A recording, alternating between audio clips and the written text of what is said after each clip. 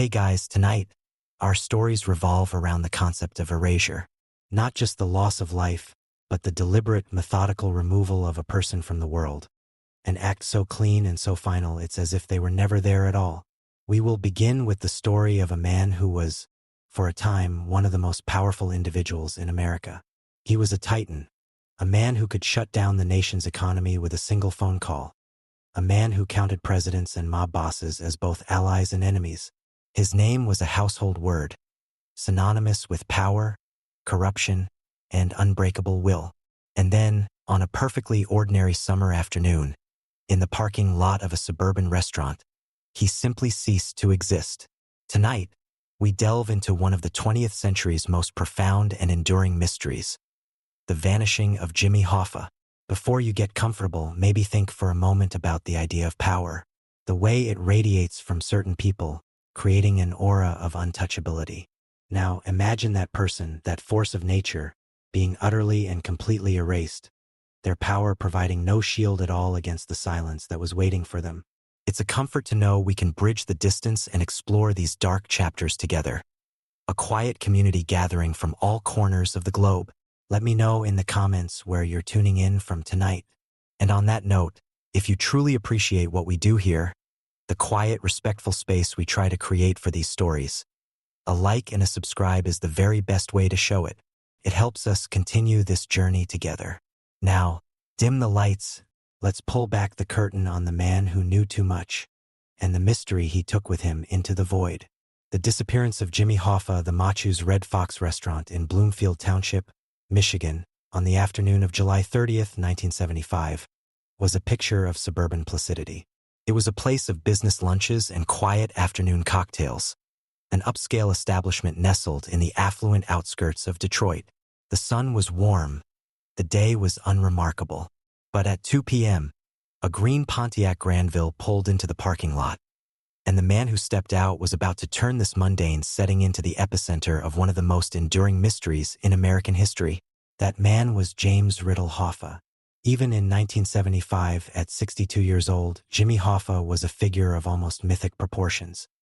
He was a man who had clawed his way up from the gritty streets of the labor movement to become the formidable and all-powerful president of the International Brotherhood of Teamsters, the largest and most influential trade union in the country. Under his iron-fisted rule, the Teamsters had become a monolithic force in American life. Hoffa was a brilliant organizer and a fierce negotiator, a man who had secured incredible benefits for his rank-and-file members.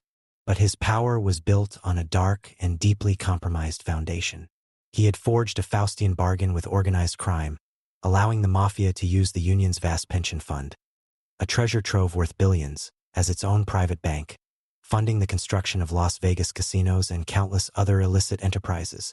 For decades, Jimmy Hoffa sat at the nexus of American labor, big business, and the criminal underworld. He was a kingmaker, a power broker, and a man who knew where all the bodies were buried, both figuratively and, some whispered, literally. But by the summer of 1975, Hoffa was a king in exile. His reign had come to a crashing halt in 1967 when he was sentenced to 13 years in federal prison for jury tampering, conspiracy, and fraud, the culmination of a long and bitter war with his arch-nemesis, Attorney General Robert F. Kennedy. After serving nearly 5 years, Hoffa had his sentence commuted by President Richard Nixon in 1971. But freedom came with a price, a condition that was poison to a man like Hoffa.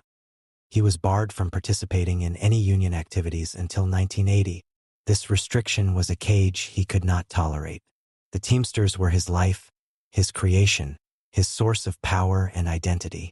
And in his absence, the union had been taken over by his hand-picked successor, a man named Frank Fitzsimmons. Fitzsimmons, once a loyal subordinate, had grown comfortable on the throne and, with the backing of the mafia, had no intention of stepping aside. The mob preferred the pliable and accommodating Fitzsimmons to the hot-headed and increasingly unpredictable Hoffa. So Jimmy Hoffa, defying the conditions of his parole and the wishes of the mafia, decided to fight. He launched a grassroots campaign to reclaim the presidency of the Teamsters. He was writing a tell-all book, threatening to expose the decades of corruption, the mob ties, and the dirty secrets that bound the union and the underworld together. He was making noise. He was making powerful men very, very nervous. It was a dangerous game, and on July 30th, 1975, he was walking directly into the Lions' den for a meeting he believed could change his fortunes. He had arranged a sit-down at the Machus Red Fox, a supposedly neutral ground, with two of the most powerful and dangerous men in this world. The first was Anthony Tony Jack Giacalone, a notorious and feared street boss for the Detroit Mafia. The second was Anthony Tony Pro Provenzano, a ruthless Teamsters union boss from New Jersey and a powerful capo in the Genovese crime family. The relationship between Hoffa and Provenzano was particularly venomous. They had once been allies, but had a violent falling out while serving time together in Lewisburg Penitentiary, a feud that had reportedly ended with Provenzano threatening to pull out Hoffa's guts and kidnap his grandchildren. This meeting was Hoffa's attempt to clear the air, to make a deal, to get the mob's blessing to push Fitzsimmons aside and take back his union. It was a high-stakes appeal to the very men who had the most to lose if he succeeded. He was walking into a meeting with men who had every reason to silence him forever. At 2 p.m., Hoffa arrived at the restaurant, as planned. He waited and waited. Neither Giacalone nor Provenzano showed up. Growing impatient, Hoffa went to a payphone and called his wife, Josephine. He complained that he'd been stood up. A short time later, around 2:30 p.m., he made another call, this time to his close friend and associate Louis Linteau, at his office a few miles away. He told Linteau the same story. The boys are late. He was last seen by witnesses in the restaurant's parking lot, standing near his car, looking visibly agitated. After that, nothing. The clock ticked past 2:45 p.m., and Jimmy Hoffa, one of the most recognizable and powerful men in the country, simply vanished. That evening, when he didn't return home for dinner, his family knew something was terribly wrong. This was not in his character. He was a man of rigid routine, and he would never have missed a family dinner without calling. His wife Josephine reported him missing. The police arrived at the Machus Red Fox and found Hoffa's green Pontiac, unlocked, in the parking lot. There was no sign of a struggle, no blood, no evidence of foul play. It was a clean, professional disappearance. The news of Hoffa's vanishing exploded across the country. The FBI immediately took over the case, launching one of the largest and most intense missing person investigations in American history, second only to the search for Amelia Earhart. The list of potential suspects was a veritable who's who of organized crime. The two men he was supposed to meet, Giacalone and Provenzano, both had airtight alibis. Giacalone claimed he was at a local athletic club all afternoon, getting a massage. Provenzano insisted he was in New Jersey, hundreds of miles away. The investigation began, a massive effort to penetrate the ironclad wall of silence that surrounded the Mafia and the Teamsters. The FBI knew with near certainty that this was a mob hit, a meticulously planned and executed contract to eliminate a man who had become too great a liability. They were not looking for a body in the traditional sense. They were looking for a ghost who had been deliberately and perfectly erased. The central questions were daunting. Who gave the order? Who were the triggermen? And the question that would capture the public imagination for decades to come: what did they do with the body? The disappearance of Jimmy Hoffa was not just a missing person case. It was the final, silent chapter in a long and bloody story of power, betrayal, and American corruption. And the secrets to that chapter were buried deep within the shadows of the underworld. The FBI's investigation into the disappearance of Jimmy Hoffa, codenamed Hoffex, was an exercise in pure frustration. The agents were up against a formidable wall of silence, the Mafia's sacred code of omerta. Every potential witness, every known associate of the key players, either claimed ignorance or provided a well-rehearsed alibi. The two men Hoffa was scheduled to meet, Anthony Giacalone and Anthony Provenzano, were brought in for questioning, but their stories were unshakable. They denied any knowledge of the meeting, claiming it was a fabrication on Hoffa's part. The FBI knew they were lying, but without any evidence to contradict them, they were powerless. The investigation was a massive undertaking, generating thousands of pages of reports and interviews, but it was like punching at smoke. They were trying to solve a perfect, faceless crime. While the primary suspects remained untouchable, the investigation began to focus on the periphery, on the small-time players who might have been involved in the logistics of the abduction and murder. One name that rose to the surface almost immediately was that of Charles "Chucky" O'Brien. O'Brien was a man who had lived his entire life in Hoffa's shadow.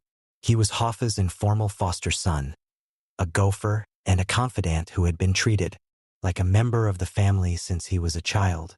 However, in the years leading up to the disappearance, O'Brien's loyalties had shifted.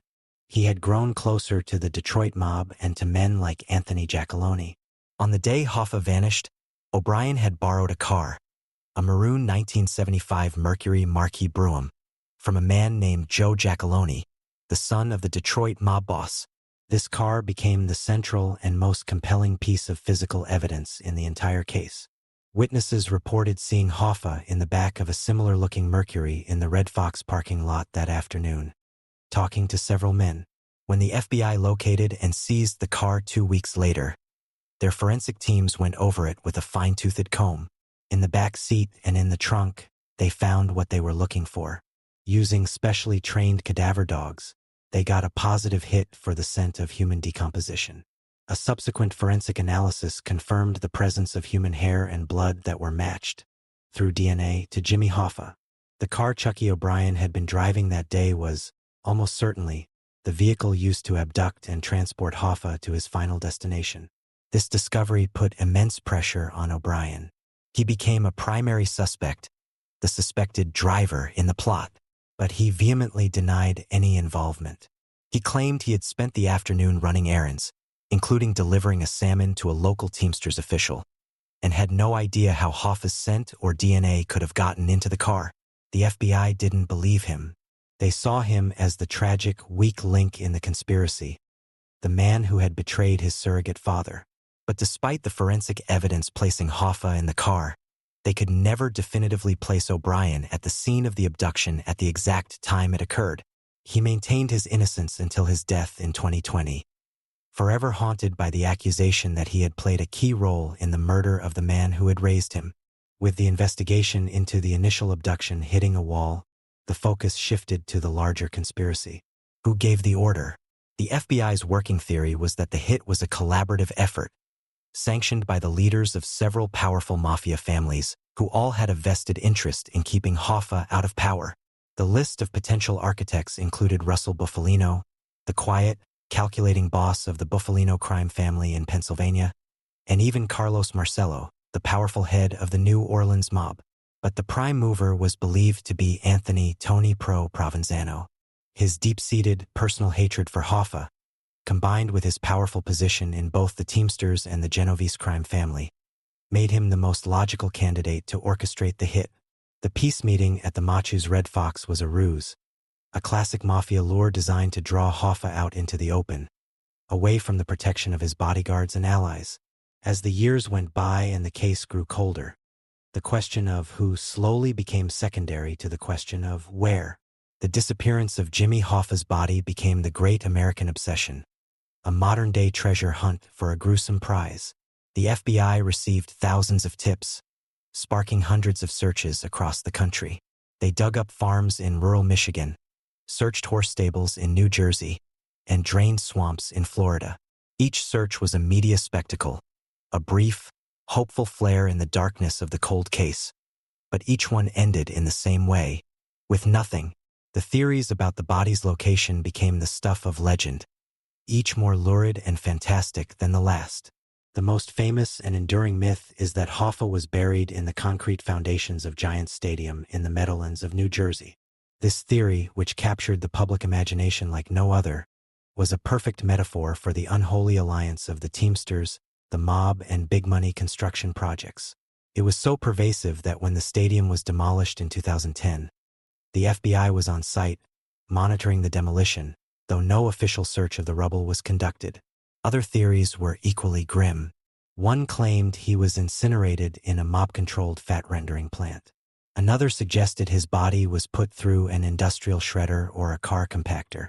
A more recent and plausible theory, put forth by several mob informants, claimed he was shot in a house in suburban Detroit, Then his body was transported to a mob-controlled incinerator in Hamtramck, where it was burned to ash, leaving no trace behind. This theory had the cold, professional logic of a mob cleanup operation. The goal was not just to kill Hoffa, but to erase him, to ensure that his body would never be found, that there would never be a grave for his supporters to turn into a shrine, and most importantly, that there would never be a body to serve as evidence in a murder trial. The FBI's official stance has long been that they know who was responsible for the murder, but they have never had enough evidence to bring charges. The conspiracy was too well insulated, the participants too disciplined in their silence. The case remains officially open, a testament to a crime that was, in its execution, almost perfect. The men who likely pulled the triggers and the men who gave the orders have almost all died of old age, taking their secrets with them to the grave. The mystery endured, passing from a criminal investigation into the realm of modern folklore. A story kept alive by a steady stream of deathbed confessions, new books, and speculative theories, each adding another layer to the legend of the man who knew too much and simply vanished into thin air. As the years hardened into decades, the Jimmy Hoffa case entered a new and stranger phase. The active criminal investigation, while never officially closed, faded into the background, replaced by a cultural phenomenon.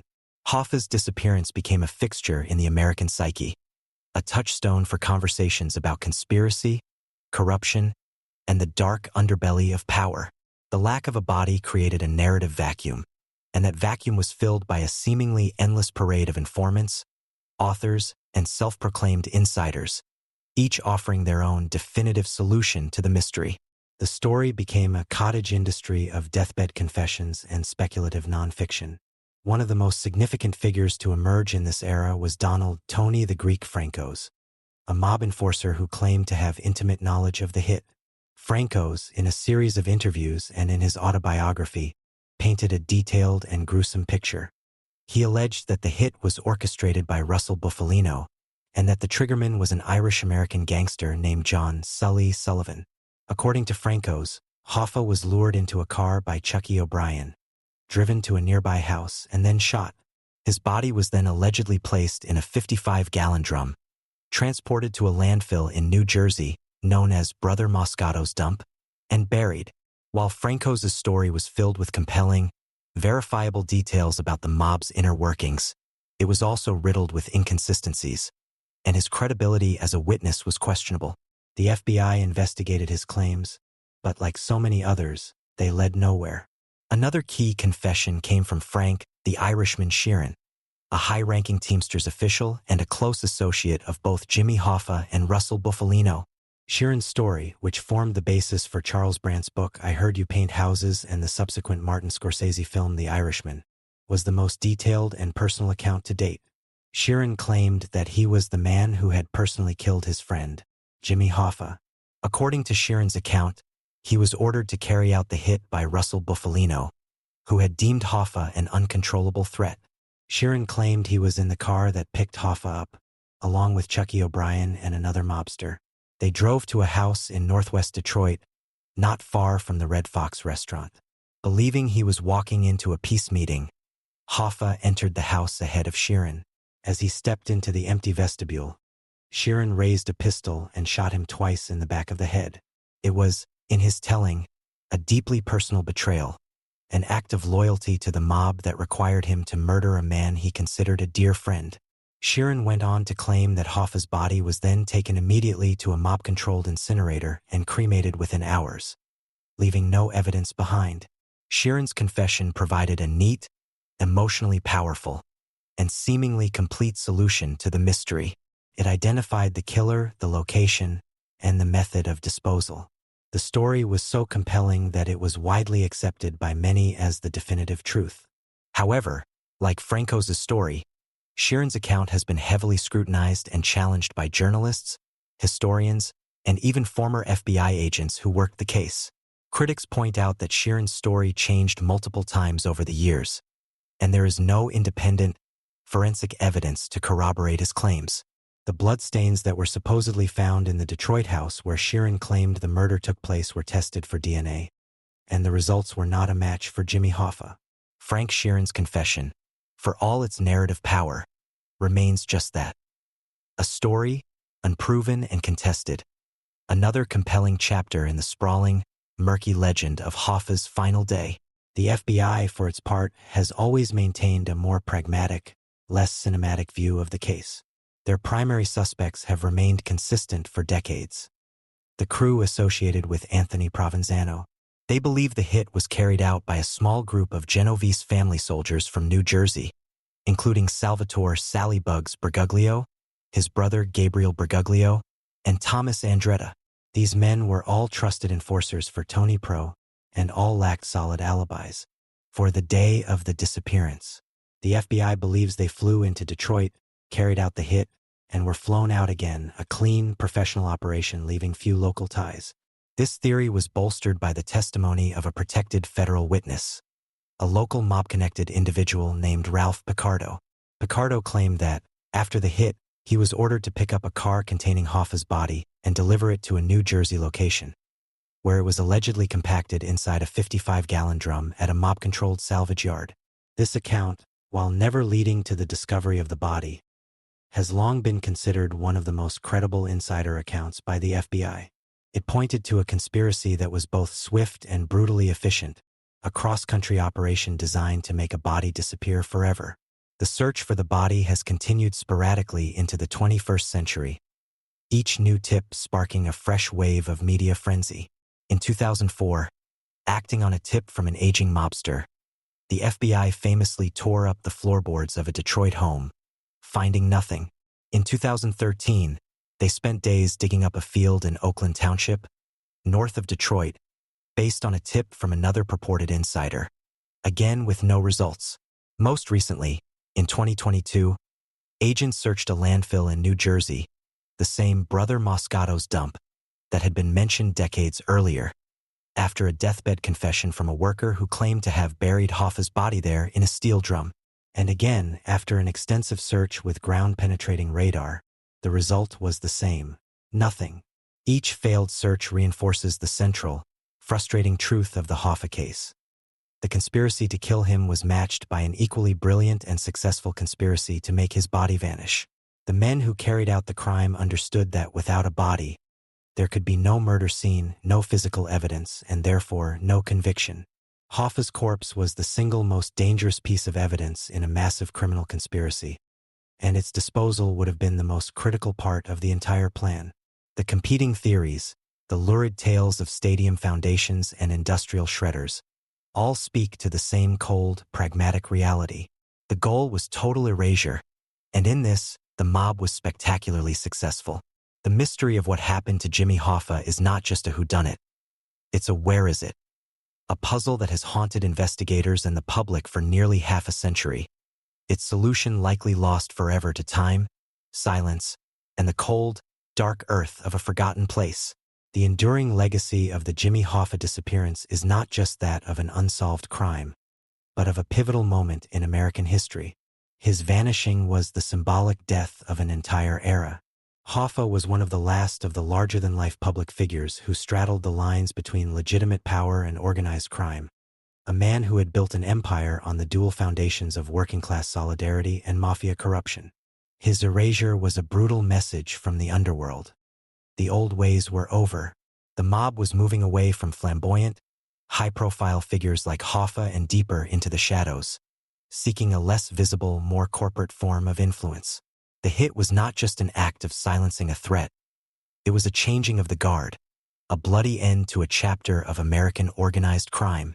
The case had a devastating and lasting impact on the Teamsters Union itself. While Hoffa's leadership was deeply corrupt, he was also genuinely beloved by many of the rank-and-file members for the powerful contracts and benefits he had secured for them. His disappearance created a power vacuum that was filled by a succession of leaders, like Frank Fitzsimmons, who were seen as far more beholden to mafia interests and far less concerned with the welfare of the union's members. The decades that followed were marked by continued allegations of corruption, mob influence, and the raiding of the union's pension funds. It took decades of federal oversight and internal reform efforts for the Teamsters to begin to shed the reputation that the Hoffa era had forged, a reputation that was permanently cemented in the public consciousness by his spectacular and violent exit. For the FBI, The Hoffa case remains a source of institutional frustration, a ghost in their archives. It represents one of their most extensive and expensive investigations, but also one of their most high-profile failures. Despite generating a file that reportedly stands over 16,000 pages tall, filled with wiretaps, informant reports, and surveillance logs, they were never able to secure a single conviction for the crime.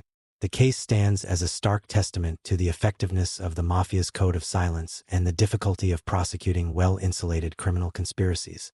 However, the relentless federal pressure that Hoffa's disappearance brought down upon organized crime did contribute to its eventual decline. The intense scrutiny and the use of new tools like the RICO Act in the years that followed helped to dismantle many of the powerful crime families that had once seemed untouchable.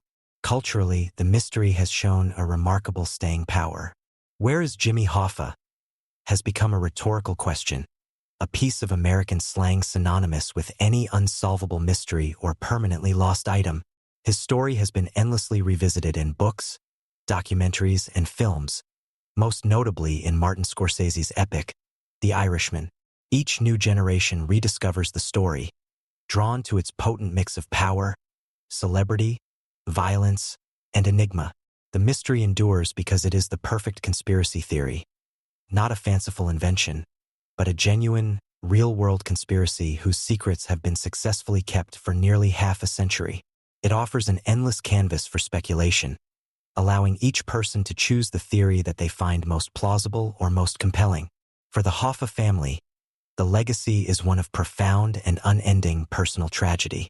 They were left without a husband, a father, and a grandfather, but also without the closure of a funeral or a final resting place. His son, James P. Hoffa, would go on to reclaim his father's legacy in a different way, eventually being elected president of the Teamsters in 1998 and leading the union for over 2 decades, working to reform its image.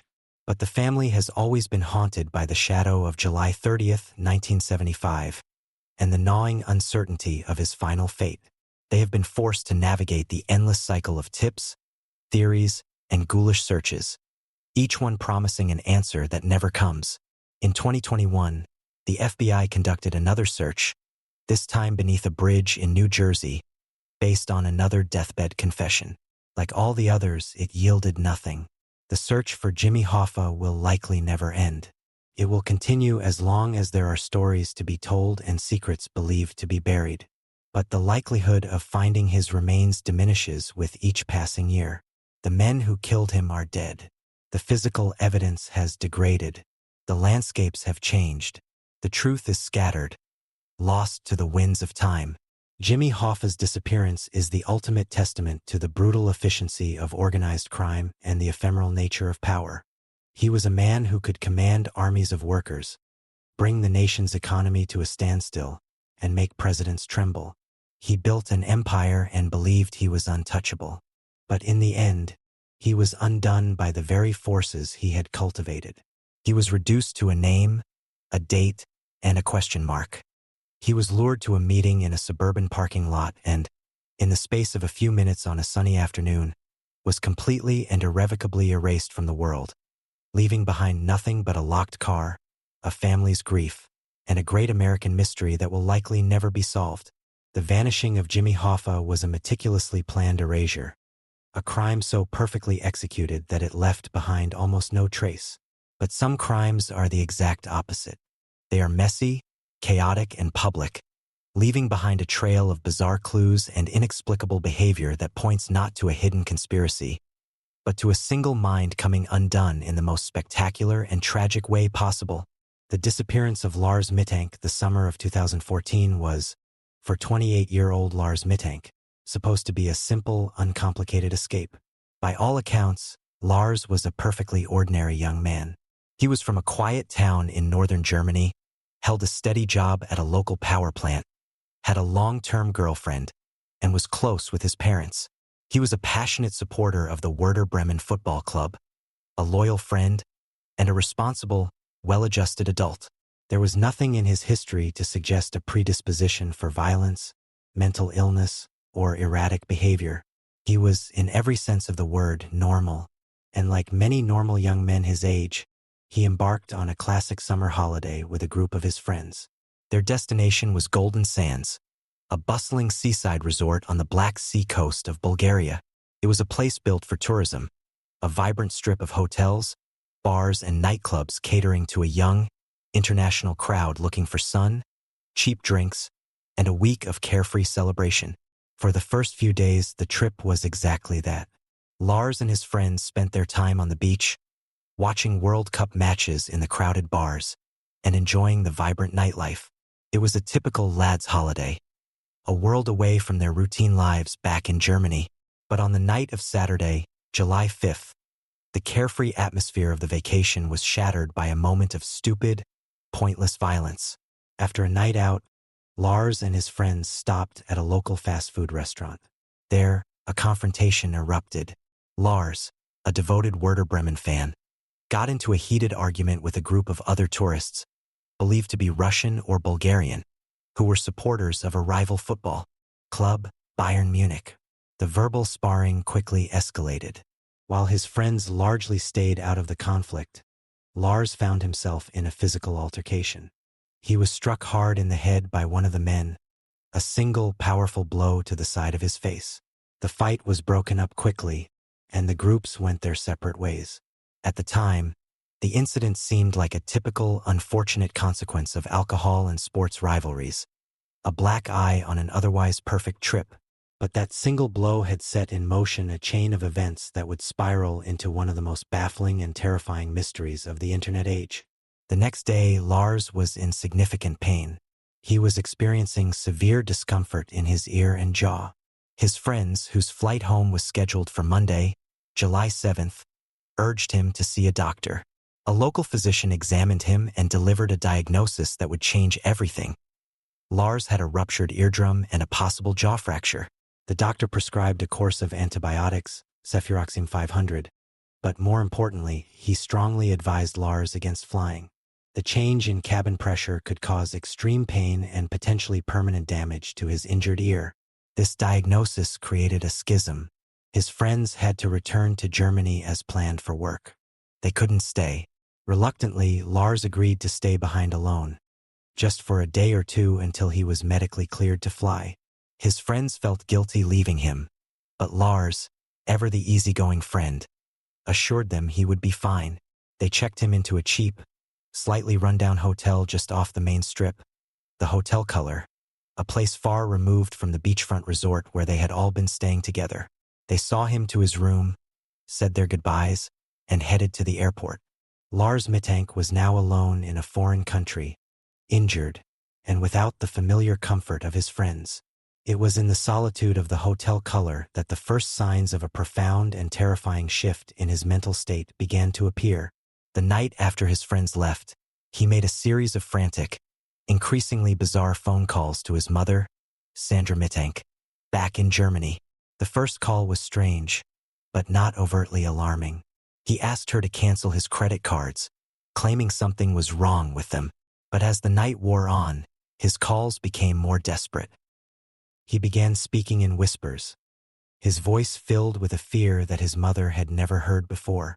He told her that he didn't feel safe in the hotel, that he was being watched. He claimed that 4 men were trying to get into his room, that they were going to rob or kill him.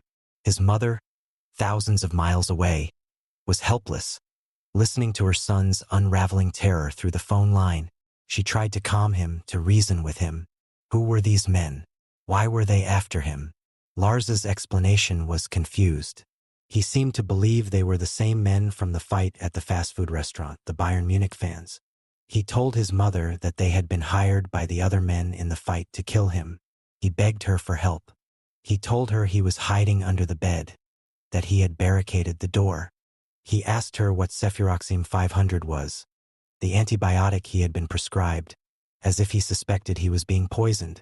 The entire night was a long, dark ordeal of escalating paranoia. He sent his mother a text message in the middle of the night, asking about the medicine. At one point, he claimed to have escaped the hotel, hiding somewhere outside. Then he was back in his room. The narrative was chaotic, the timeline confused. Was he genuinely in danger? Was there a group of men stalking him, seeing him as an easy, isolated target? Or was the blow to his head more severe than anyone had realized, triggering a sudden, acute bout of paranoia, a brain injury that was manifesting as terrifying delusions? His mother, listening to the fear in his voice, couldn't be sure. All she knew was that her son, the calm, responsible man she knew, was in the grip of a terror that was very, very real to him. In the early morning hours of July 8th, just before sunrise, Lars fled the hotel color. He left behind his wallet, his cell phone, his passport, and all of his luggage. He took nothing with him. He simply ran out into the pre-dawn streets of Golden Sands, a man running from a threat that may or may not have existed outside of his own mind. He managed to hail a taxi, and he had only one destination in mind: the Varna airport. To him, the airport represented a sanctuary, the one place that could offer him a way out, an escape from the nightmare that had consumed him. It was a place of order, security, and a path back to the safety of home. But it would be the final stage of his journey, the place where his strange and terrifying saga would reach its inexplicable, public climax. Lars Mittank arrived at Varna Airport in the early morning of July 8, 2014. He was a man in the grip of a profound and visible crisis. He had no luggage, no passport, no wallet, nothing but the clothes on his back. His movements were agitated and erratic. He was clearly a person in distress, but to the thousands of travelers passing through the busy terminal, he would have been just another face in the crowd, perhaps a young man who had partied too hard and was now paying the price. His first act upon arriving at the airport was to call his mother again, this time from a payphone. The fear in his voice was still palpable. He told her he had made it to the airport terminal and that he was going to see the airport doctor to get clearance to fly. During the phone call, he whispered to his mother that they wouldn't let him fly and wouldn't let him drive. It was a cryptic, paranoid statement. Who were they? The doctors? The men he believed were following him? He seemed to be trapped in a nightmare where every authority figure was part of a conspiracy against him. His mother, desperate to help, had already booked him a bus ticket home as an alternative to flying. But Lars was fixated on getting a doctor's approval to board a plane. This was his one path to safety. He made his way to the small medical office located within the airport terminal. The doctor on duty was a man named Kosta Kostov. Dr. Kostov would later describe Lars as nervous and very unstable. Lars explained his situation: the ruptured eardrum, the desire to fly home. Dr. Kostov examined him and confirmed that flying would indeed be unwise. He was calm and professional, trying to reassure the clearly agitated young man. He told Lars he was fine, that he just needed to wait a bit longer before flying. The interaction was routine, a simple medical consultation. But what happened next was anything but. The entire event was captured on the airport's closed-circuit television cameras, providing a silent, ghostly, and deeply disturbing record of Lars Mittank's final known moments. The footage has since been viewed millions of times on the internet, turning his disappearance into a global crowdsourced mystery. In the video, Lars can be seen sitting in the doctor's office, looking anxious. Suddenly, a man dressed in the uniform of an airport construction worker enters the examination room. It is unclear why the worker entered the office. He may have been there for a routine checkup or to speak with the doctor, but Lars's reaction to his presence was immediate and extreme. He jumped up from his chair in a state of absolute, abject terror. He began to tremble, his eyes wide with a panic that seemed to come from a deep, primal place. He muttered something like, "I don't want to die here. I have to get out of here." Before Dr. Kostov or the bewildered construction worker could react, Lars bolted from the room. The CCTV cameras then captured what would become the iconic, haunting image of his disappearance. He sprinted out of the medical office and into the main airport terminal, running at a full, desperate sprint. He was not running with a destination in mind. He was running from something, a nameless terror that only he could see. He ran past the check-in counters, past the bewildered travelers and airport staff, a blur of motion and panic. He didn't stop at the main exit. Instead, he continued his sprint, heading for a side exit that led out onto the airport grounds. He ran past the baggage claim, past the taxi stands, and straight towards the perimeter fence. The fence surrounding Varna Airport was formidable. It was over 8 feet tall and topped with barbed wire. It was a barrier designed to keep people out, a clear demarcation between the public area and the secure airfield. But for Lars Mittank, it was not an obstacle. It was an escape route. Without breaking stride, he scrambled up the fence with a shocking, almost superhuman agility. He cleared the barbed wire at the top and dropped down on the other side, into a large field of sunflowers that bordered the airport grounds. And then he was gone. He had run out of the controlled, monitored environment of the airport and into the vast, unwitnessed wilderness of the Bulgarian countryside. This was the last time anyone ever saw Lars Mittank. The immediate aftermath was one of confusion. The airport police were alerted, but by the time they organized a search, Lars had a significant head start. They searched the sunflower field and the surrounding areas, but found nothing. The man had vanished into thin air. The case now fell to the Bulgarian police, who were faced with a bizarre and seemingly inexplicable set of circumstances. A German tourist had, for no apparent reason, fled an airport and disappeared into a field. The investigation began by scrutinizing the airport CCTV footage, the silent film of Lars's final moments. The key question was his extreme reaction to the construction worker. Was this simply a paranoid delusion, the final trigger for a mind already in the grip of psychosis? Or was there something more to it? Some online sleuths have suggested that the construction worker was somehow connected to the men from the fight, a signal that Lars's pursuers had found him even in the supposed safety of the airport. But there is no evidence to support this. The worker was identified and questioned. He was simply a man going about his day, an innocent bystander who had unknowingly walked into the middle of someone else's nightmare. The most prominent theory centers on the medical aspects of the case. A blow to the head causing a ruptured eardrum can, in some rare cases, lead to a condition called labyrinthitis, an inflammation of the inner ear that can cause severe vertigo, disorientation, and even psychotic symptoms like paranoia and hallucinations. It's possible that the initial injury was far more serious than just a ruptured eardrum, perhaps causing a concussion or a small brain bleed that dramatically altered his mental state. This would explain the sudden onset of his paranoia, his belief that he was being hunted, and his final, panicked flight. Another theory revolves around the antibiotic he was prescribed, cefuroxime 500. While extremely rare, some antibiotics have been known to cause severe neuropsychiatric side effects in a small percentage of patients, including agitation, confusion, and paranoia. Could Lars have had a 1 in a million adverse reaction to the medication? He had questioned his mother about the drug, suggesting he was suspicious of it. Perhaps the first dose had triggered the beginning of his mental breakdown. And then there is the darker, more sinister possibility that his paranoia was not a delusion at all.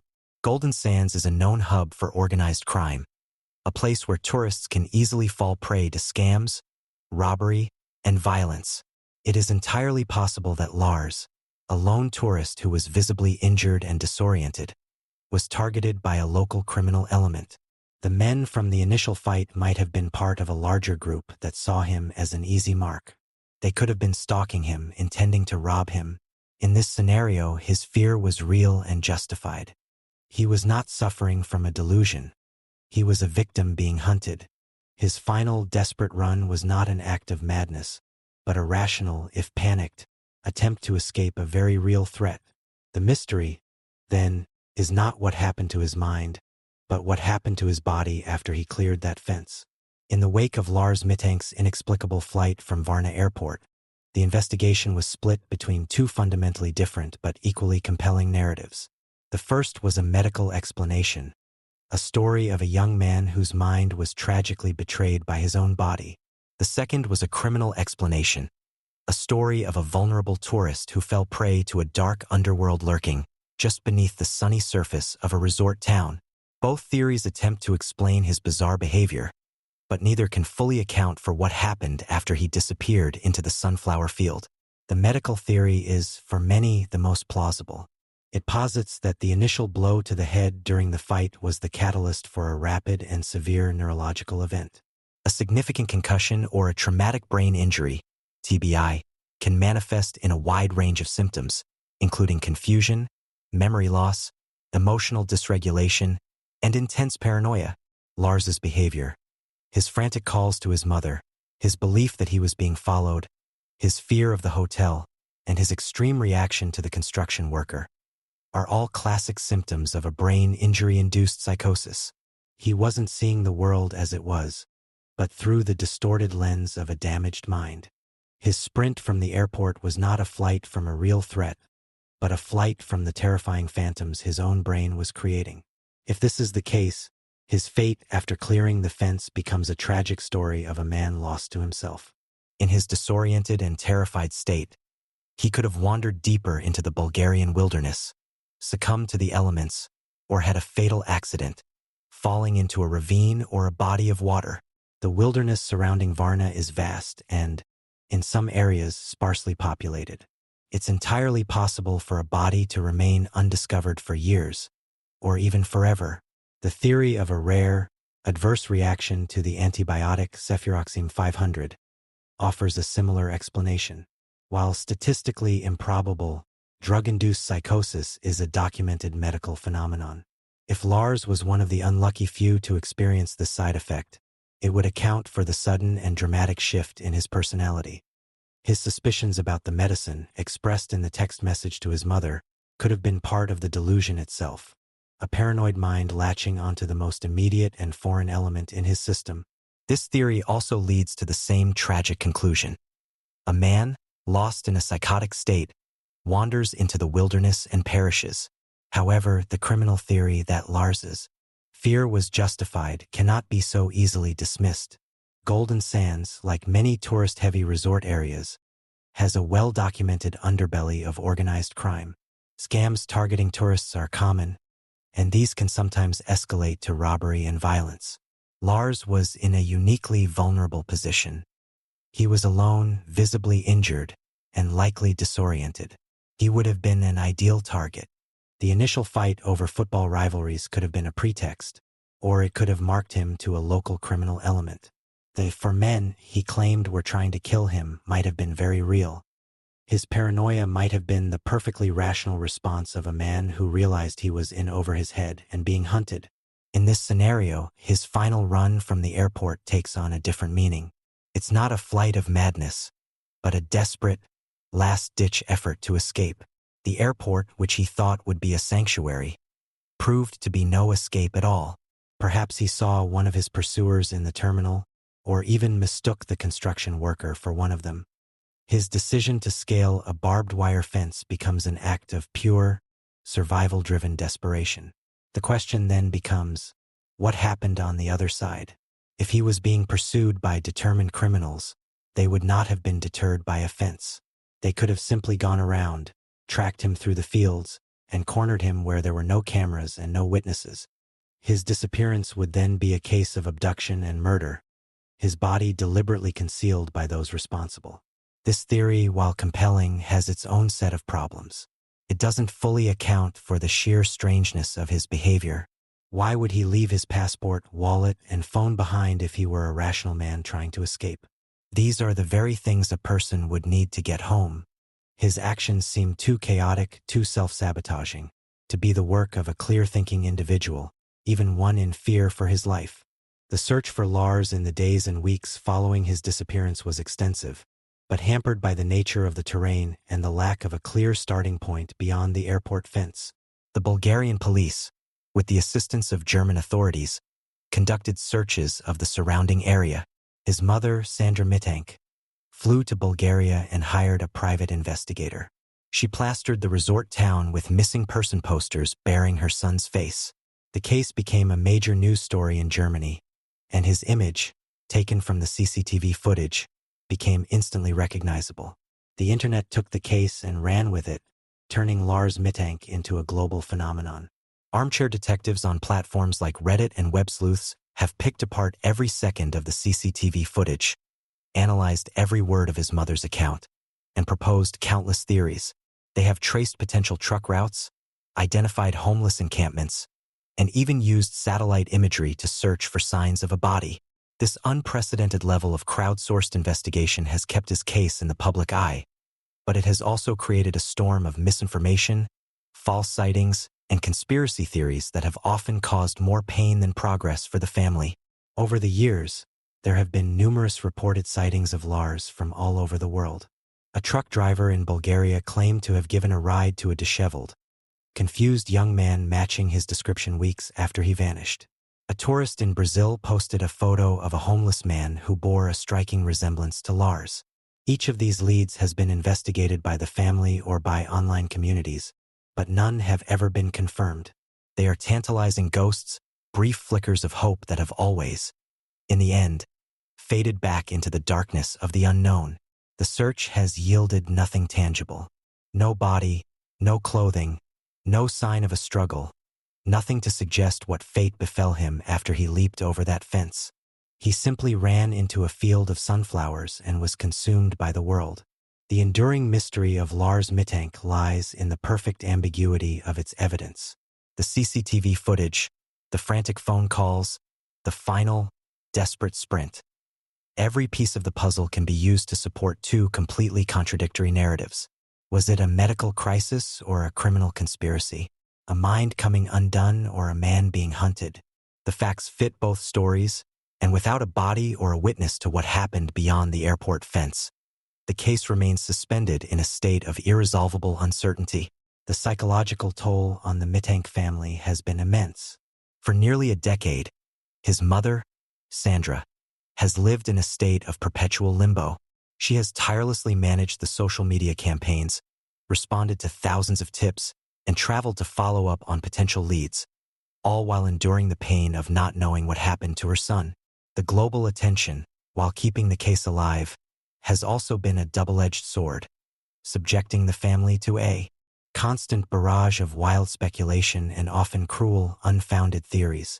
The case highlights a modern phenomenon where a private tragedy becomes public property, its narrative shaped and reshaped by an anonymous global audience. In the years since his disappearance, investigators and researchers have continued to revisit the core evidence, hoping to find a detail that might tip the scales in favor of one theory over another. The role of the initial fight has been heavily scrutinized. While it was reported as a simple brawl between rival sports fans, some have speculated it was something more. Could Lars have witnessed something he shouldn't have? Perhaps a drug deal or some other criminal activity? Was the fight a deliberate act to injure and isolate him from his friends, making him an easier target for abduction or extortion later? This line of thinking supports the criminal theory, suggesting a level of premeditation that makes his subsequent paranoia seem entirely justified. Conversely, those who favor the medical explanation point to the subtlety of traumatic brain injuries. A TBI doesn't always result in a loss of consciousness. It can be a silent injury with the most severe symptoms, like psychosis, emerging hours or even days later, which aligns perfectly with the timeline of Lars's deteriorating mental state.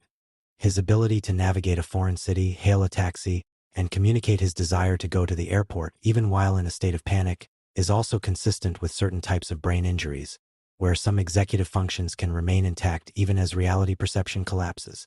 The location itself, the sunflower field, has become a potent symbol of the mystery.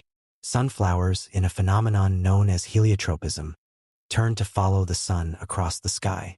It's a haunting metaphor for Lars's own journey.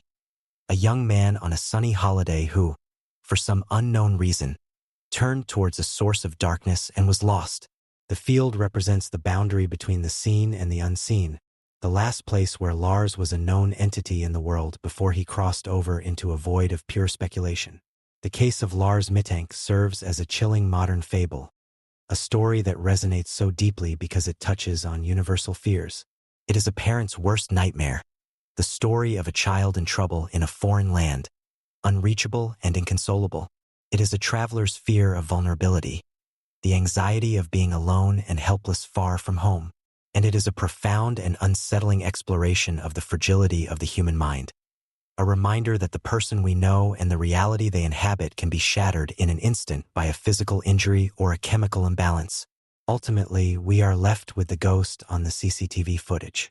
A healthy, happy young man arrives in a foreign country for a week of fun.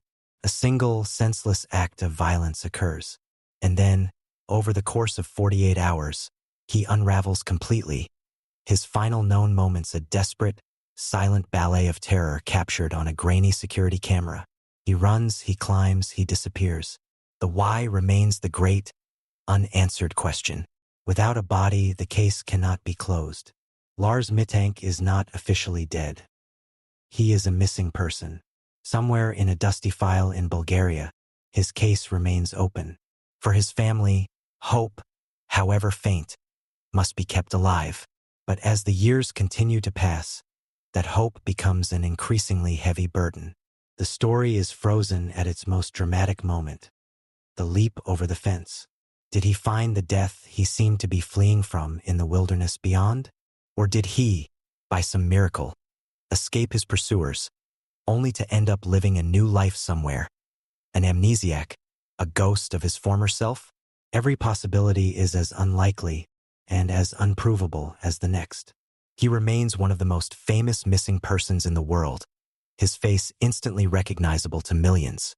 Yet his true fate is a complete and total mystery. The story of Lars Mittank is a mystery defined by a single, inexplicable act of panic. But sometimes, a mystery isn't about a single moment, but about a lifetime of them. It's about a person who lives their entire life as a ghost, leaving behind a trail of clues so contradictory and bizarre that they only deepen the shadows, forcing us to ask if we ever truly know anyone at all.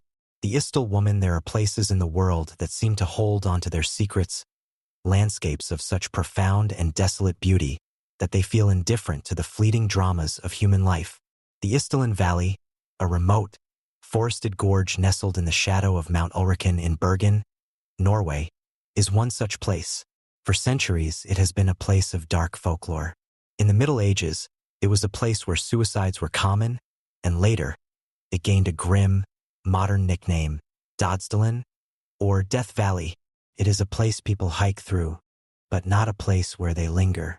And on Sunday, November 29th, 1970, it would become the setting for one of the most baffling and enduring mysteries in the history of modern forensics. The story begins with a university professor and his two young daughters, who were out for a hike on that chilly autumn afternoon. Seeking a bit of adventure, they veered off the main trail and began to explore a more secluded, rugged part of the valley known as the Burning Terrain. As they pushed deeper into the woods, a strange, acrid smell reached them. The unmistakable scent of something scorched, like burned cloth or flesh. Intrigued and a little unnerved, they followed the smell until they came upon a small, rocky clearing, and there they found its source. Lying on her back, wedged between a cluster of large rocks, were the charred remains of a human body. The front of the woman's torso was severely burned, a black, carbonized patch against the pale, unburned skin of her back. Her arms were raised above her head in a strange, boxer-like pose, a common but unsettling post-mortem effect of intense heat. The scene was not one of a simple hiking accident. It felt staged, almost ritualistic. Around the body, arranged with a strange, deliberate neatness, was a collection of bizarre and seemingly random objects. There was a fur hat, an umbrella, 2 plastic water bottles, and a half-empty bottle of St. Halvard liqueur. There was a small travel bag, a silver spoon, and the melted remains of a plastic passport holder. And scattered near her head were a dozen pink sleeping pills. The police were called immediately, and a team of investigators from the Bergen Police Department made their way to the remote scene. The lead investigator, a man named Tormod Torgerson, knew at once that this was no ordinary case. The first and most baffling discovery was the complete and total lack of identification. The woman had no purse, no wallet, no papers of any kind. When the investigators began to examine the objects at the scene, the mystery deepened. The labels on the water bottles had been scraped off. The brand name on the spoon had been filed away. And most chillingly, the identifying tags on every single piece of her clothing, from her coat to her underwear, had been meticulously and professionally cut away. Someone had gone to extraordinary lengths to erase this woman's identity. to turn her from a person into an unsolvable enigma. The initial theory was that this was a suicide. The presence of the sleeping pills and the fire seemed to point to a desperate, self-inflicted end. But the details didn't add up. The location was incredibly remote and difficult to reach, an unlikely choice for someone planning to take their own life. Furthermore, the fire had been concentrated on the front of her body, and she was lying on her back. How could she have set herself on fire in such a way? It seemed more likely that the fire was set by someone else after she was already unconscious or dead. The police began to suspect they were dealing with a murder, one that had been cleverly disguised to look like a suicide. The meticulous removal of her identity tags pointed not to a person in despair, but to a professional, someone skilled in the art of erasure. The police cast a wide net, searching the area for any other clues. A few days later, the case took a significant turn. At the Bergen railway station, in a luggage locker, investigators found 2 suitcases. A station attendant remembered seeing a well-dressed, foreign-looking woman checking them in a few days before the body was found. The key to the locker had been found at the train station in Trondheim, hundreds of miles to the north. When the police opened the suitcases, they found not a solution to the mystery, but a series of new, even more baffling questions. Inside was a collection of clothing, all with the tags removed, just like the clothes on the body. There was a notepad, a pair of non-prescription eyeglasses, a collection of wigs and hairpieces, and several different currencies, including Norwegian, Belgian, British, and Swiss money. There was also a tube of eczema cream, but the label containing the doctor's name and prescription number had been peeled off. The most intriguing discovery was a simple shopping bag from a shoe store in the nearby town of Stavanger.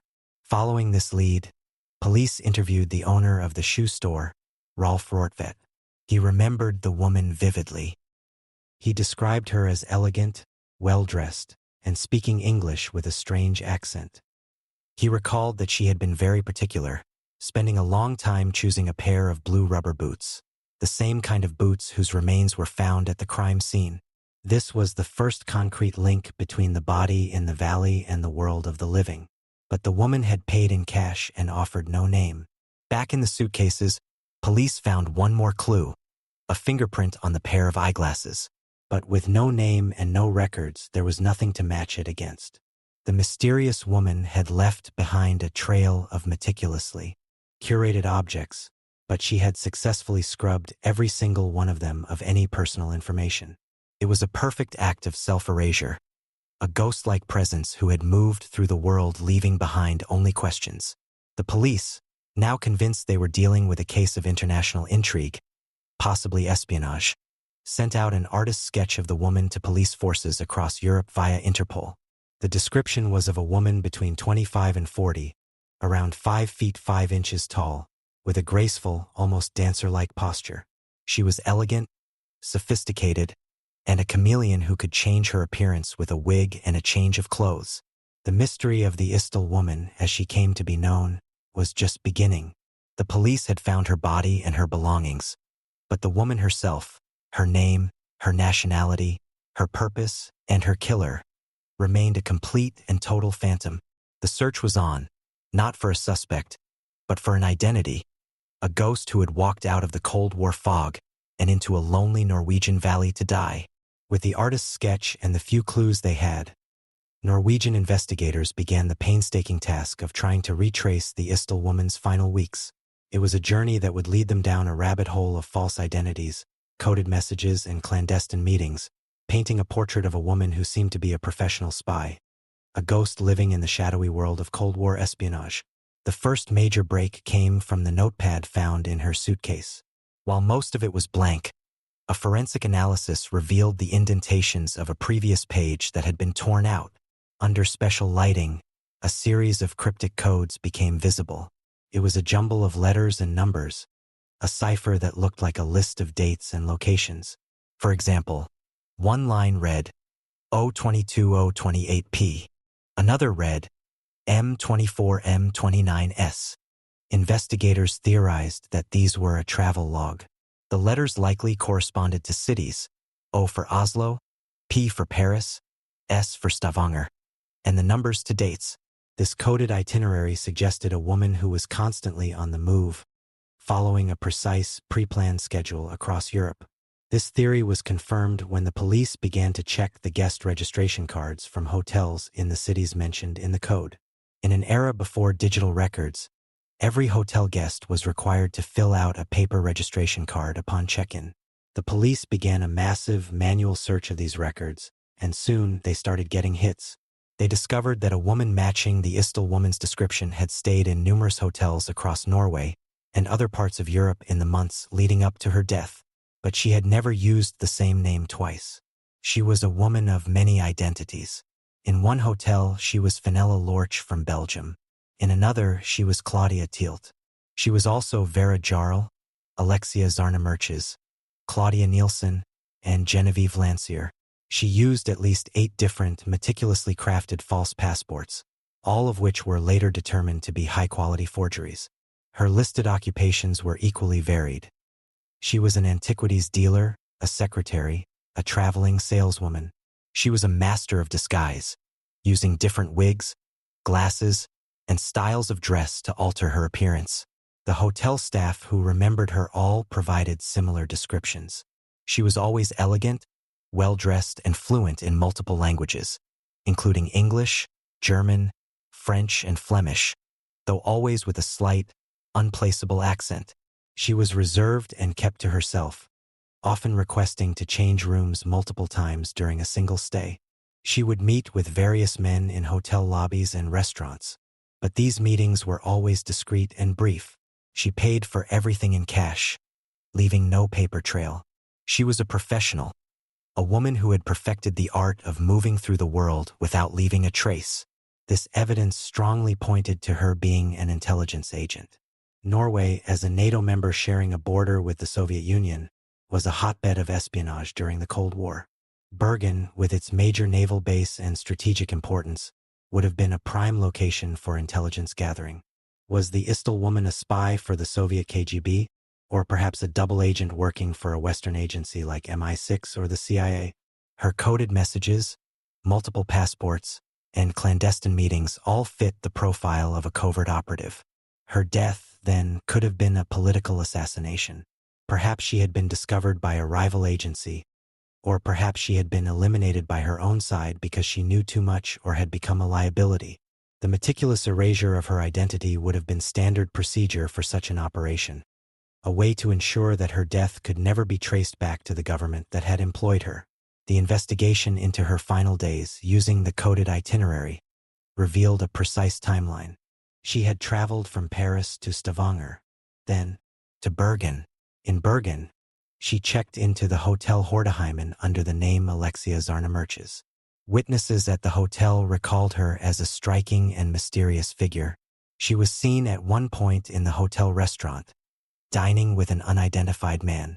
On November 23rd, 5 days before her body was found, she checked out of the hotel. She paid her bill in cash and asked the front desk to call a taxi.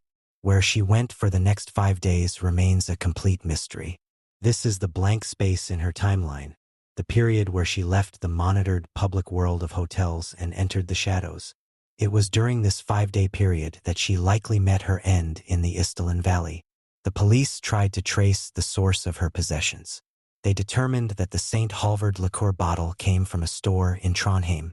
The blue rubber boots she was wearing were traced to the shoe store in Stavanger. But these leads only confirmed her travels. They didn't reveal anything about her true identity or her purpose. The eczema cream, with its label peeled off, was a particularly frustrating clue. The prescription number would have instantly identified her doctor and, through him, her real name. The deliberate removal of this tiny piece of information was one of the most compelling pieces of evidence that her identity had been professionally and systematically erased. As the investigation deepened, some strange and potentially significant details emerged. One witness, a 26-year-old man, came forward with a story. He told police that 5 days before the body was found, he had been hiking in the Istelen Valley when he encountered a woman matching the Istel woman's description. She was not alone. She was with 2 men, both dressed in dark coats, who had a southern or Mediterranean appearance.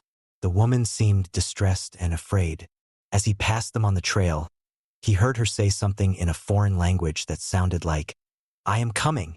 He felt the encounter was so strange that he considered reporting it to the police at the time, but he was afraid of being laughed at or getting involved. After her body was found, he realized the woman he had seen might have been her, in the company of her killers. This witness account, if true, completely changes the narrative. It suggests she was not alone on the mountain, but was forcibly taken there. The suicide was a staging, and the men he saw were her murderers. But the witness's account could never be independently verified, and he remained anonymous for decades out of fear, only coming forward publicly many years later. Despite the massive international effort, the case eventually went cold. The police had a detailed account of the Istil woman's movements, a list of her aliases, and a collection of her carefully scrubbed belongings, but they were no closer to knowing her real name or her country of origin. The fingerprints from the eyeglasses yielded no matches in any international database. The coded note was only a partial key, revealing her itinerary but not her mission. The identity of the men she met with remained unknown. She was a ghost who had left behind a perfectly constructed enigma. The case was officially closed, but the mystery of the woman from the Istilin Valley, the spy who came in from the cold and never left, would continue to haunt the investigators and the public for generations to come.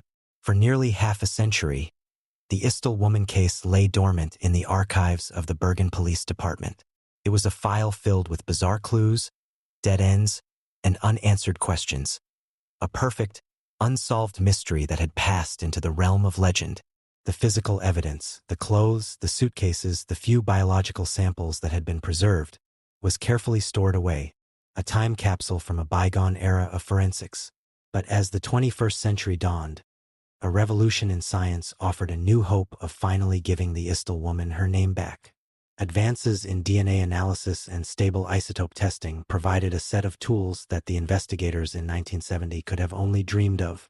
In 2016, the Norwegian Broadcasting Corporation, NRK, in collaboration with the Bergen Police, launched a major effort to reopen the case. They brought a modern, multidisciplinary approach to the old evidence, enlisting the help of forensic scientists, historians, handwriting analysts, and the global community of online sleuths. The project, titled Death in Ice Valley, aimed to use 21st century technology to solve a 20th century mystery. The first and most crucial step was to analyze the biological samples that had been preserved from the original autopsy. These included several of the woman's teeth and a small sample of her jawbone. From these, forensic scientists were able to extract a complete mitochondrial DNA profile. This was a monumental breakthrough. For the first time, they had the Istil woman's unique genetic signature. They ran this profile through every international DNA database available, including those used by law enforcement and public genealogy sites. The hope was for a direct match, or at least a match to a distant relative, which could then be used to build out a family tree and eventually identify her. But the search yielded nothing. There were no matches. Her genetic profile was as anonymous as her life had been. While this was a disappointment, the DNA did confirm one important detail. She was of European descent. The next phase of the scientific investigation focused on a technique called stable isotope analysis. This remarkable science can reveal a person's geographic history by analyzing the chemical isotopes found in their teeth and bones. Different regions of the world have unique isotopic signatures in their water and soil, which are absorbed into the body through food and drink. The enamel on a person's teeth forms in early childhood and doesn't change, providing a permanent record of where they grew up. The isotopes in bone tissue, on the other hand, are replaced every 5 to 10 years, providing a snapshot of where a person has lived more recently. Scientists at the University of Canberra in Australia analyzed the isotopic signatures in the Istil woman's teeth. The results were startlingly specific. The chemical composition of her tooth enamel indicated that she had most likely spent her childhood in or near the city of Nuremberg in what was then West Germany. It also suggested she may have moved further west, towards the French-German border, during her adolescence. For the first time, investigators had a probable point of origin. The nameless phantom now had a potential hometown. She was likely German, born around 1930, and had come of age in the turbulent years of World War II and its immediate aftermath. This new information cast her story in a new light. A woman born in Nuremberg in 1930 would have been a teenager during the final, chaotic days of the Nazi regime and would have lived through the Allied occupation and the Nuremberg trials. This was a background that could easily lead a person into the shadowy world of espionage. Was she a former member of the League of German Girls, the female wing of the Hitler Youth, who was later recruited by a foreign intelligence agency? Or was she, perhaps, a Jewish war refugee who had been forced to create a new identity to survive, a habit that she carried with her into her adult life? The possibilities were endless, but for the first time, they were grounded in a specific historical context. The NRK project also re-examined the physical evidence with modern techniques. They submitted the fabric of her clothing to chemical analysis. They had the coded note re-examined by handwriting experts, who concluded that the script was taught in French-speaking countries like France or Belgium, suggesting she had been educated there at some point. This fit with the isotope analysis that suggested she had moved west from Germany as a young woman. They also crowdsourced the mystery, making the details of the case public and asking for help from around the world. The story went viral and tips and theories poured in. One of the most compelling came from a man in Germany who recalled a story about a family in Nuremberg whose daughter, a gifted linguist who had traveled extensively, had disappeared without a trace around the same time. The details were tantalizingly close, but without a DNA sample from that family to compare, it remained just another unconfirmed lead. The investigation also took a fresh look at the circumstances of her death. The original theory of suicide by sleeping pills was largely discounted. The number of pills found at the scene was not enough to be a guaranteed fatal dose, and the autopsy, while inconclusive, had found soot in her lungs. This was a critical detail. It meant that she was still alive and breathing when the fire started. This fact made the suicide theory almost untenable and pointed much more strongly to murder. Someone had likely rendered her unconscious with the sleeping pills and then set her on fire. The motive for this murder remained the central question. If she was a spy, her death could have been a political assassination. The timing of her death in late 1970 was significant. It was a period of intense Cold War tension, and Norway was a key player in NATO's surveillance of the Soviet Navy. Some have speculated that she was involved in monitoring secret Israeli missile tests that were taking place in Norway at the time. Others have suggested she was a swallow, a female agent for an Eastern Bloc intelligence agency like the Stasi, who used romance to compromise and blackmail Western officials, and that a mission had gone wrong. The new investigation, for all its technological marvels, had succeeded in painting a much more detailed portrait of the Istil woman. But it had failed to give her a name. It had traced her likely origins to Germany, detailed her extensive European travels, and reinforced the theory that she was a professional operative of some kind. But her true identity, the purpose of her final mission, and the identity of her killer or killers remained as elusive as ever. She was a woman who had spent her life building walls of secrecy around herself, and even half a century after her death, those walls have proven to be impenetrable. The ghost of the Istilin Valley had given up some of her secrets, but her name and her story remained her own. The investigation had come closer than ever before, but the final, crucial piece of the puzzle was still missing. The renewed investigation into the Istil woman's death, armed with the cutting-edge tools of modern science, ultimately led to a profound and frustrating paradox. The technology succeeded in revealing more about her life than the 1970 investigators could have ever dreamed possible. Yet it failed to answer the most fundamental question of all. Who was she? We now know with a high degree of certainty where she likely grew up, the path her life took across post-war Europe, and the languages she was educated in. We have her genetic code, a blueprint of her very being. But her name, the single word that would connect her to a family, a history, and a nation, remains a ghost. She is perhaps the most well-documented anonymous person in history. This enduring anonymity is the core of her legacy. It is what elevates her story from a simple unsolved murder to a timeless enigma. The sheer professionalism of her erasure is what continues to fuel the belief that she was an intelligence operative. In the world of espionage, a disposable identity is a tool, and a clean death, untraceable to any state sponsor, is a strategic necessity. The meticulous removal of every tag from her clothing, the filing of the brand from a spoon, the peeling of a prescription label. These are not the actions of a person in a state of suicidal despair. They are the calculated, disciplined actions of someone for whom secrecy was a way of life, and perhaps a way of death. The Cold War context is inescapable. A German woman, born around 1930 and raised in Nuremberg, would have lived a life defined by conflict, ideology, and shifting allegiances. Her generation was a prime recruiting ground for the intelligence agencies that emerged from the ashes of World War II, the American CIA, the Soviet KGB, the British MI6, and the East German Stasi. Each of these organizations sought out intelligent, multilingual individuals with a capacity for deception, people who could move seamlessly across the newly divided continent. The Istel woman fits this profile perfectly. Her extensive travels, her command of multiple languages, and her mastery of tradecraft all point to a life lived in the shadows of that silent, global conflict. If she was a spy, her death in the Istelin Valley was likely the final, brutal consequence of a mission gone wrong.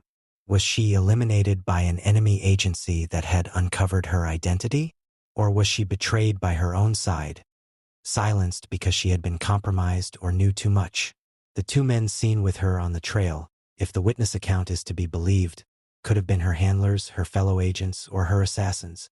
The meeting in the valley could have been a prearranged exfiltration, a debriefing, or a trap.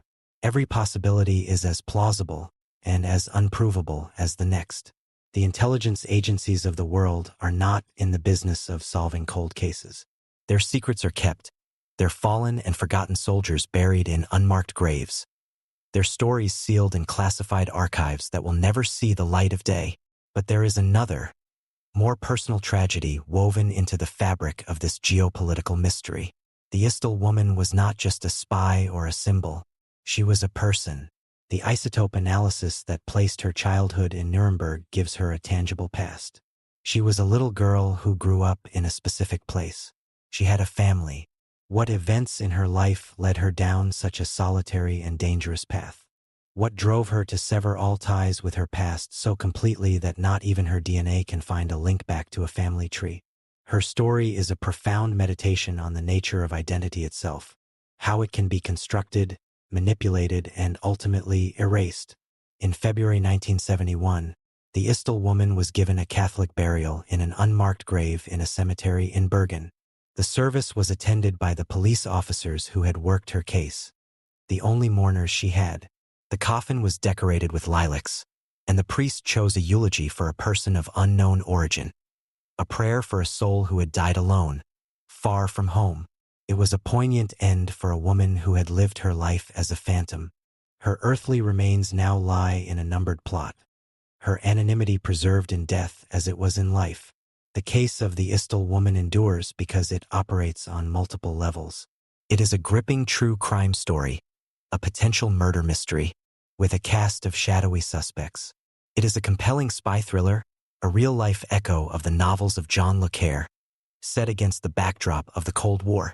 And it is a profound existential puzzle, a story that forces us to contemplate the nature of identity and the chilling reality that a person can be so thoroughly removed from the world that they leave behind nothing but a question. Her silence is her most powerful legacy. She is a ghost of the Cold War, a nameless casualty of a secret war. Her story a testament to a life lived and lost in the margins of history. Her true name likely locked away forever in a sealed government file. The identity of the Istel woman was a state secret, a casualty of a hidden war fought in the shadows with codes and aliases. But some darkness doesn't come from governments or spies. It comes from within the four walls of a family home, a place where love and hate are so intertwined they become indistinguishable. And the violence that erupts is not a professional hit, but a raw, personal, and profoundly messy affair. The Lizzie Borden case, the city of Fall River, Massachusetts, in the sweltering summer of 1892, was a place of stark and brutal contrasts. It was a titan of industry, a city whose skyline was defined by the towering smokestacks of its massive textile mills. The air was thick with the smell of coal smoke and the unending clatter of looms, a constant, rhythmic sound that was the city's heartbeat. It was a place of immense wealth, where mill barons, lived in opulent mansions on the tree-lined hills of the highlands, their fortunes woven from the toil of thousands of immigrant laborers who lived in crowded, airless tenements below.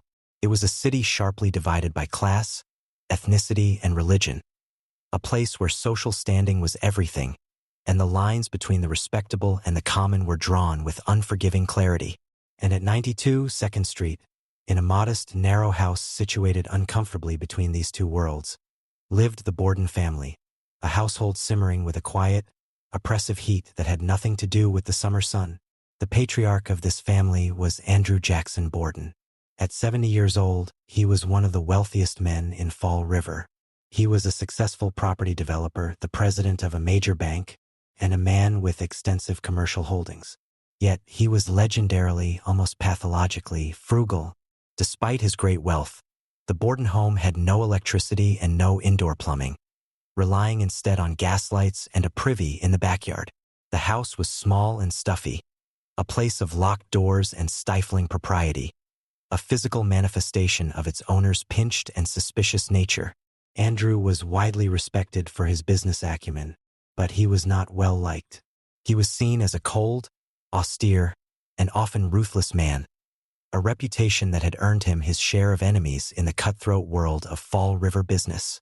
His second wife, Abby Durfee Gray Borden, was a short, stout woman of 64.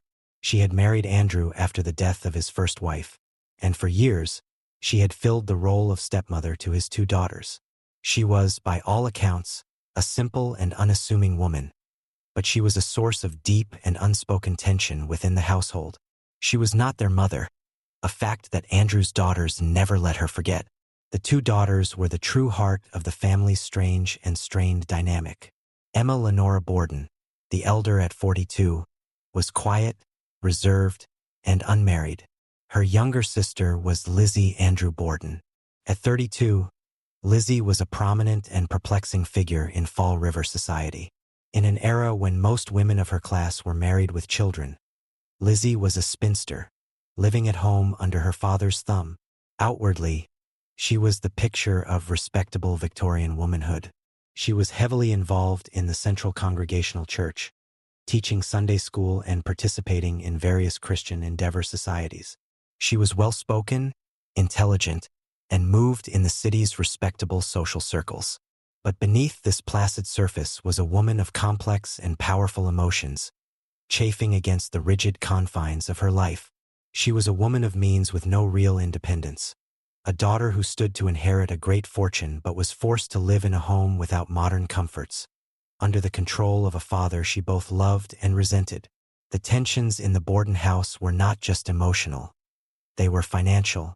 Years earlier, Andrew had gifted a piece of property to Abby's half-sister. This act had infuriated Lizzie and Emma, who saw it as their inheritance being given away to their stepmother's family. The resulting argument was so severe that the daughters began to take their meals separately and referred to Abby not as mother, but as Mrs. Borden. They had created a cold war within the cramped confines of 92 2nd Street. In the days leading up to the murders, a strange and ominous cloud had settled over the household. A mysterious, violent illness had swept through the house, striking both Andrew and Abby with severe vomiting and nausea. Abby had confided in the family doctor that she feared they were being poisoned. Andrew, ever the pragmatist, dismissed it as bad food. But Lizzie had her own suspicions. The day before the murders, on August 3rd, she had walked into a local drugstore and attempted to purchase prussic acid, a deadly poison, claiming she needed it to clean a sealskin cape.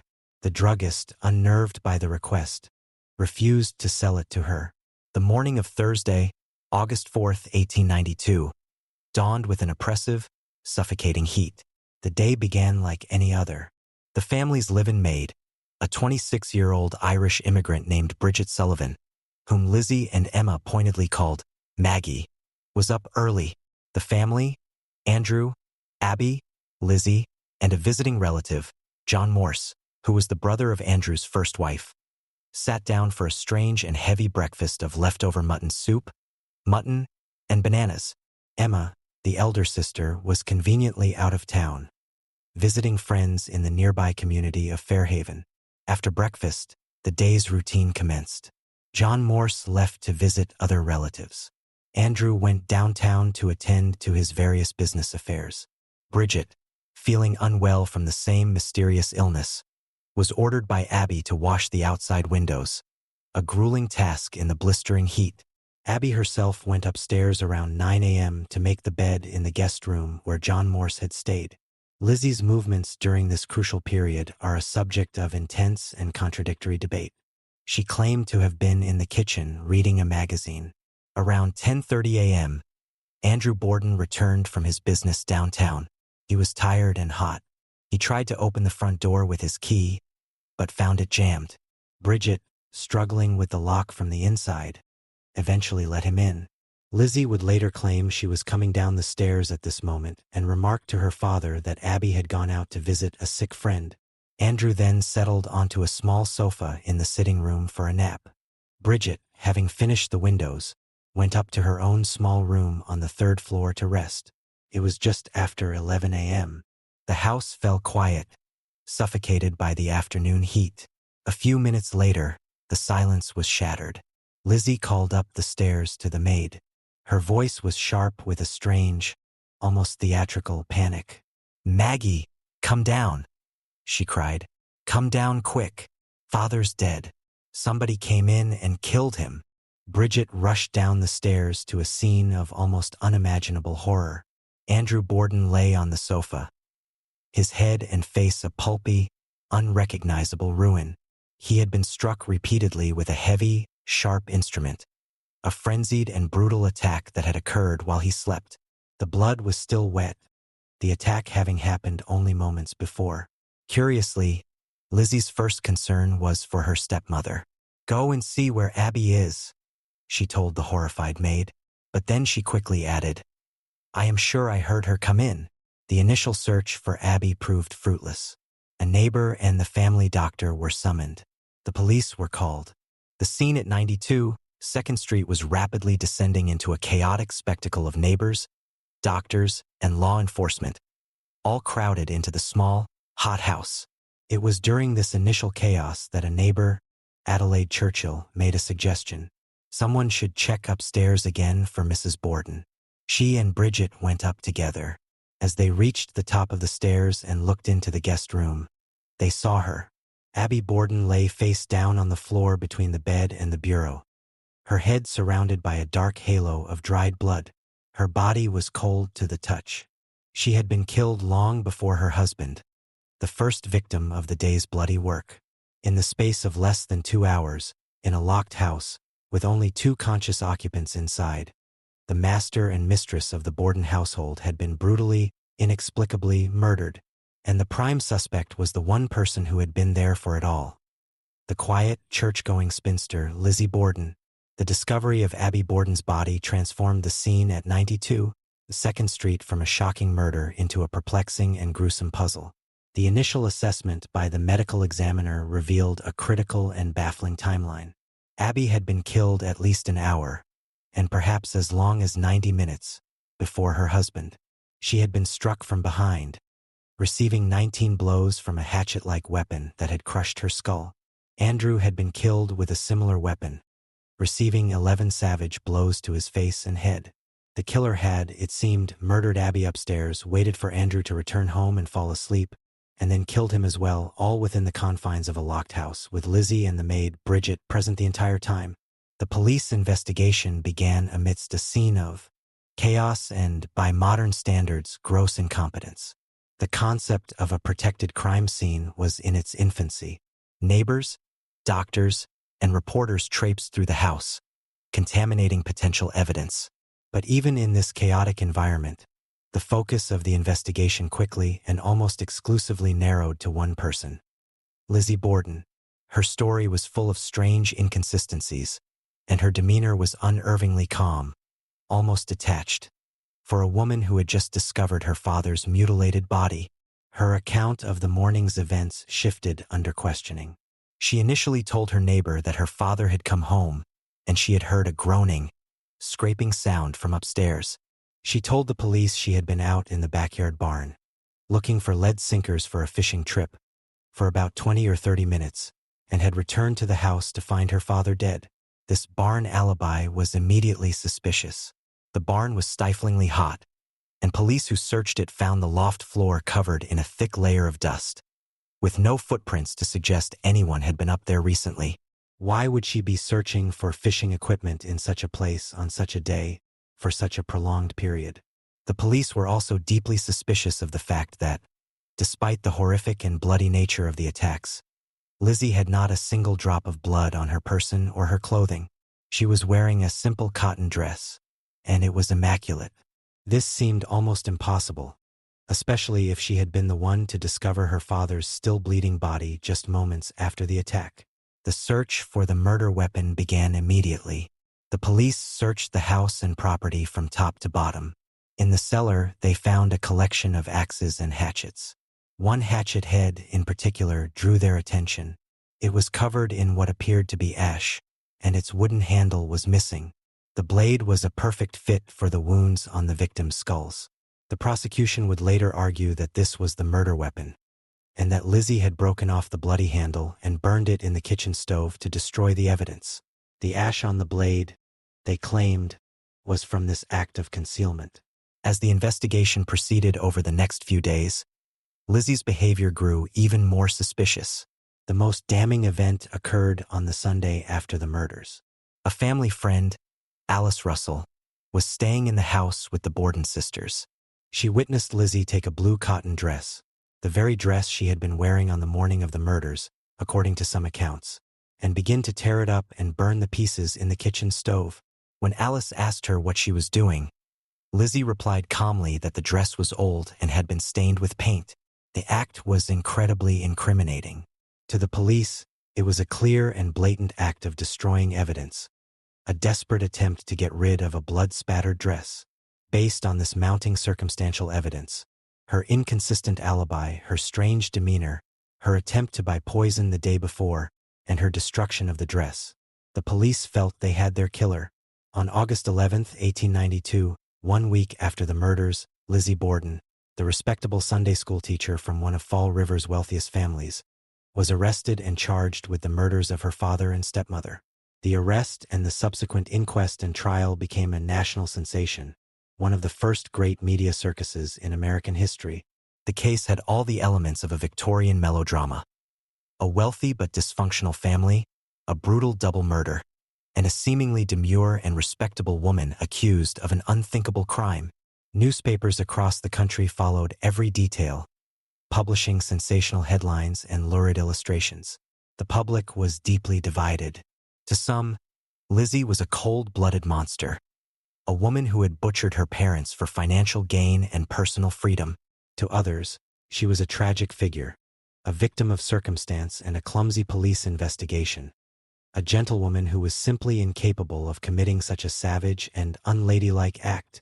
The trial became a referendum on class, gender, and the very nature of Victorian society. Could a woman of her station, a product of a Christian upbringing and a respectable family, truly be capable of such barbarity? The prosecution, led by District Attorney Hosea Knowlton, built a powerful case based entirely on circumstantial evidence. They had no eyewitnesses and no confession. Their case rested on three main pillars: motive, opportunity, and incriminating behavior. The motive, they argued, was twofold. First, there was the deep-seated hatred Lizzie felt for her stepmother, Abby, a resentment that had festered for years. Second, there was greed.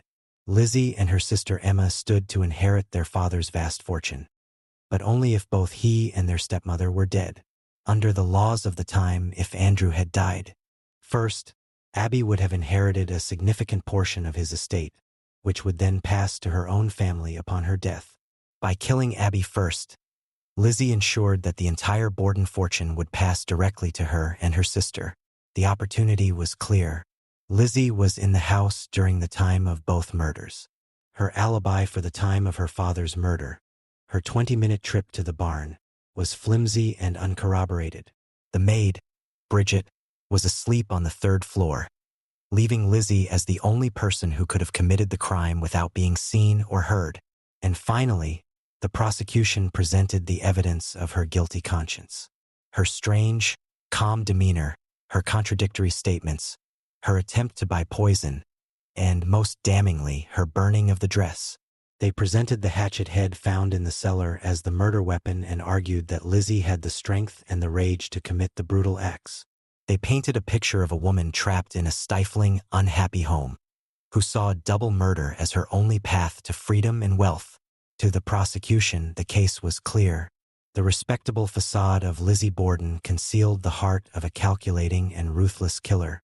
The stage was set for one of the most famous and intensely followed trials in American history. The trial of Lizzie Borden began in the New Bedford courthouse in June of 1893. The event was a national spectacle, drawing reporters from as far away as New York and Boston. The courtroom was packed every day, the sweltering summer heat mirroring the intense, oppressive atmosphere of the proceedings. Public opinion was fiercely divided, and the trial quickly became more than just a legal proceeding. It was a battle over the soul of Victorian America. Could a woman of Lizzie's social standing and supposed moral character commit such a heinous and bloody crime? The very idea seemed to challenge the era's fundamental beliefs about gender, class, and the nature of criminality. Lizzie Borden was defended by a formidable legal dream team, led by a former governor of Massachusetts, George D. Robinson. Robinson was a brilliant and commanding courtroom presence, and he understood that his primary task was not just to dismantle the prosecution's evidence, but to manage the jury's perception of his client. He presented Lizzie as the embodiment of frail, Christian womanhood, a devoted daughter caught in an unimaginable tragedy. He had her dress in black, the picture of demure, respectable mourning. Throughout the trial, she sat silently, often holding a fan or a small bouquet of flowers, her composure breaking only at key, dramatic moments. The prosecution, led by District Attorney Knowlton, laid out their case with methodical precision. They presented the evidence piece by piece, building a powerful, if entirely circumstantial, narrative of Lizzie's guilt. They called witness after witness to establish the timeline of the morning, highlighting Lizzie's sole opportunity to commit the crimes. They presented the testimony of the druggist, who recounted Lizzie's attempt to buy prussic acid, painting it as a premeditated but failed attempt at poisoning.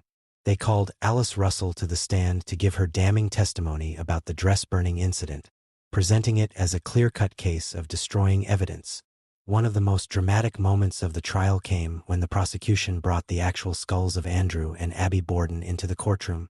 They had been cleaned and prepared as forensic exhibits. The prosecutor held them up for the jury to see, demonstrating how the wounds perfectly matched the blade of the handleless hatchet head found in the cellar. The moment was so gruesome and shocking that Lizzie, upon seeing her parents' skulls, fainted in the courtroom. The act was a dramatic and powerful moment. To the prosecution, it was the reaction of a guilty conscience finally breaking under the weight of its own crime. To the defense, and to many in the public, it was the natural, horrified reaction of a grieving, innocent daughter. George Robinson, for the defense, was masterful in his response. He attacked the prosecution's case at every turn, highlighting the lack of direct evidence and introducing reasonable doubt wherever he could. He argued that the police investigation had been a chaotic and incompetent mess. He pointed out that the house had not been properly secured, and that an outside intruder could have easily entered, committed the murders, and escaped without being seen. He ridiculed the barn alibi, but not to incriminate Lizzie. Instead, he suggested her confused and contradictory statements were the natural result of a woman in a state of profound shock and trauma, not the cunning lies of a killer. He systematically dismantled the prosecution's key pieces of evidence. The attempt to buy poison, he argued, was irrelevant. Lizzie had explained she needed it for a household chore, and more importantly, the victims had not been poisoned. They had been bludgeoned to death. The handleless hatchet head, he argued, was not the murder weapon. He brought in his own experts who testified that the ash on the blade was not from burned wood, but from coal dust, and that such hatchets were common tools. He emphasized that the police had found no blood on the hatchet, and no blood on any of Lizzie's other belongings. The most crucial part of his defense was his handling of the dress-burning incident. He did not deny that it happened. Instead, he reframed it. He had Lizzie's sister, Emma, testify that she had personally advised Lizzie to destroy the dress. Emma claimed the dress was old, stained with paint, and that in the context of their strict, frugal upbringing, burning old clothes was a common practice. He presented the act not as a guilty conspiracy, but as an innocent, if ill-timed act of housekeeping. But Robinson's most powerful defense was not based on evidence, but on pure, unadulterated Victorian prejudice. He argued with great passion and eloquence that a woman of Lizzie Borden's character and social standing was simply morally and physically incapable of committing such a savage and brutal act. He painted a picture for the all-male jury of a gentle, Christian woman, and then asked them to imagine that same woman, a Sunday school teacher, picking up a hatchet and raining down blow after blow upon her own father's sleeping face. The imagery was designed to be unthinkable, to short-circuit the jury's ability to see past their own preconceived notions of what a woman could or could not do. He argued that the prosecution's case was an affront to reason and an insult to the very idea of civilized womanhood. The trial lasted for 13 days. In his closing arguments, Robinson delivered a powerful, emotional appeal to the jury, his voice ringing through the packed courtroom. He concluded by asking them to send Lizzie Borden back to her now empty home, to live a life of sadness and innocence. After the closing arguments, the case was handed over to the jury. The nation held its breath. The 12 men deliberated for just over an hour. When they returned to the courtroom, the foreman handed a slip of paper to the clerk. The clerk read the verdict aloud. Not guilty. A wave of gasps and cheers swept through the courtroom. Lizzie Borden, upon hearing the words, slumped into her chair and wept. She was a free woman. The jury, swayed by the lack of direct evidence and Robinson's powerful appeal to their Victorian sensibilities, could not bring themselves to convict a woman of her class and gender for such a monstrous crime. The circumstantial evidence, while strong, was not enough to overcome the immense wall of reasonable doubt that the defense had so masterfully constructed. Lizzie Borden had taken on the law, and she had won. But her acquittal would not be the end of her story.